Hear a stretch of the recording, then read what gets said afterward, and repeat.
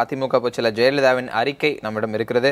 அந்த அறிக்கையில் அவர் பல்வேறு விஷயங்களை தெரிவித்திருக்கிறார். குறிப்பாக என் மீது சுமத்தப்பட்ட அவதூறை நீக்கிய தீர்ப்பு எது, என் மீது எனது அரசியல் எதிரிகளால் சுமத்தப்பட்ட பழியினை துடைத்திட்ட தீர்ப்பு எது என்று அவர் தெரிவித்திருக்கிறார். எந்த தவறும் செய்யாதவர் என்பதை உறுதி செய்த தீர்ப்பு இது என்றும், புடம் போட்ட தங்கமான நான் மீள இந்த தீர்ப்பு வழிவகை செய்துள்ளது என்றும் அவர் தெரிவித்திருக்கிறார். இது தனக்கு கிடைத்த வெற்றி இல்லை என்றும், இது தமிழக மக்கள் தன் மீது கொண்டிருந்த நம்பிக்கைக்கும் தான் விடுதலையாக வேண்டும் என்று தமிழக மக்கள் வேண்டிக் கொண்டதன் அடிப்படையில் கிடைத்திருக்கக்கூடிய வெற்றி என்றும் அவர் தெரிவித்திருக்கிறார்.